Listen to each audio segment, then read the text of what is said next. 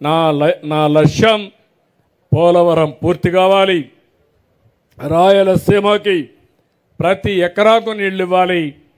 రాయలసీమ మొత్తం ఇవ్వగలుగుతాం, కానీ నాకు ఒక సవాలుగా మారింది కర్నూలు పార్లమెంటు. నంద్యాల నుంచి నీళ్లు ఇవ్వడానికి అవకాశాలు మెండుగా ఉన్నాయి. కర్నూలు పార్లమెంట్లో మాత్రం చాలా సమస్యలు ఉన్నాయి. ఇది పూర్తి కావాలంటే మనం అందరం, మీ అందరూ కూడా సహకరించాలి. దీనికి ఒకటే మార్గం, గుండ్రేవుల లేకపోతే గురు రాఘవేంద్ర ఇలాంటి ఆర్డిఎస్ ఇవన్నీ కానీ కంప్లీట్ చేస్తే తప్ప మనకు పూర్తి కావు. దీన్ని పూర్తి చేయడానికి అన్ని విధాల ముందుకు పోతామని చెప్పి కూడా నేను మీకు తెలియజేస్తున్నా. ఇంకో పక్క అమరావతి కూడా పూర్తి చేసుకోవాలి. 10 ఏళ్ళు అయింది. నేనే ఆ రోజు హైదరాబాద్ని అభివృద్ధి చేశా. ఈ మధ్య ఎవరున్న హైదరాబాద్కి పోయారా? చేలు పైకెత్తండి. బాగుంది హైదరాబాద్. మనం నిర్మాణం చేసుకోవాలి ఇంకొక సిటీని. మీరు ఎక్కడ కోఆపరేట్ చేస్తున్నారు? నాకు 19లో మనం గెలుచుంటే ఇప్పటికి సమస్య వచ్చేదా మనకు? నేను ఎంత కసిగా ఉన్నానంటే హైదరాబాద్ని అభివృద్ధి చేశా. విభజన జరిగింది, పర్వాలేదు, అక్కడ కూడా తెలుగు వాళ్ళు ఉన్నారు, వాళ్ళు అక్కడ అనుభవిస్తారు. మళ్ళీ రాష్ట్రాన్ని అభివృద్ధి చేసి మీ రుణం తీర్చుకోవాలన్నా 5 ఏళ్ళు గ్యాప్ వచ్చి దుర్మార్గుడు ఎక్కడికో తీసుకుపోయాడు. ఇప్పుడు మళ్ళీ గాడి దప్పిన పరిపాలన ఘాట్లో పెట్టడానికి సర్వశక్తులు ఒడ్డుతున్నాను, కానీ నాకు ఏమాత్రం అనుమానం లేదు. నేను చేసిన విషయాలు నాకు గుర్తున్నాయి. అందుకే 95లో సిబిఎన్ని మాట్లాడాను. ఆ చొరవ చూపించి మళ్ళీ అభివృద్ధి చేస్తానని మీ అందరికీ హామీ ఇస్తున్నా. ఎందుకంటే ఈ ప్రాంతంలో చాలా అవకాశాలు ఉన్నాయి. ఒక అమరావతి, ఒక కర్నూలు పక్కనే ఒక ఓర్వకల్ మంచి ఇండస్ట్రీ తీసుకొస్తాం.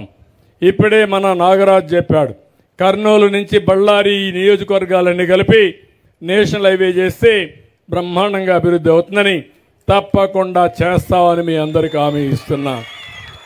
అది వచ్చినప్పుడు ఇండస్ట్రియలైజేషన్ వస్తుంది, మనం అందరం ముందుకు పోయే పరిస్థితికి వస్తాం.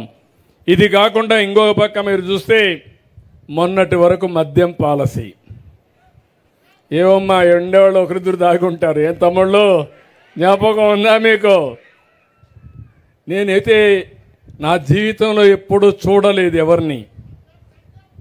మద్యం అంతా వీళ్ళు, డిస్టిలరీస్ వీళ్ళే ఓనర్షిప్, అక్కడి నుంచి హోల్సేల్ వీళ్ళే, రీటైల్ వీళ్ళే, షాపులో అమ్మేది వీళ్ళే, కల్తీ చేసేది వీళ్ళే. ప్రజలంటే ప్రజల ప్రాణాలు లెక్క లేకుండా చేసి పారేశారు. అందుకే నేను చెప్పా, ఎవరైనా సరే ఇందులో ఏలు పెడితే షాక్ కొట్టాలి. నూతనమైన మద్యం పాలసీ తీసుకొచ్చా.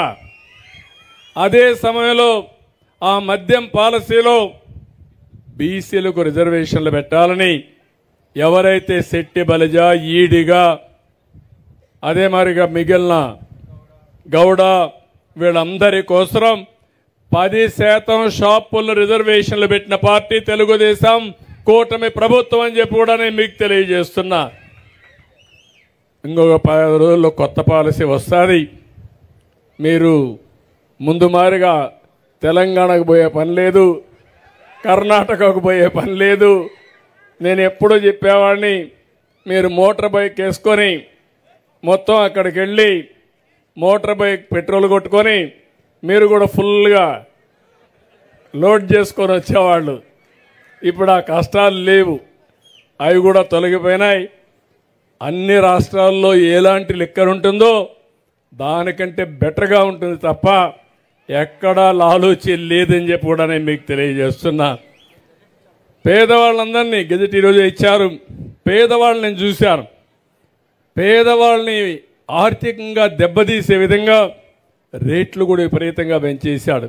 అందుకే నేను చెప్పాను, క్వార్టర్ బాటిల్ 99 రూపాయలు పెట్టమని చెప్పి ఆదేశాలు ఇచ్చాను. కనీసం తాగే అలవాటు ఉంది, కానీ డబ్బులంతా దానికే తగలేస్తే కడాన పిల్లల్ని చదివించాలన్నా ఇంట్లో ఖర్చులు కూడా డబ్బులు ఇచ్చే పరిస్థితి.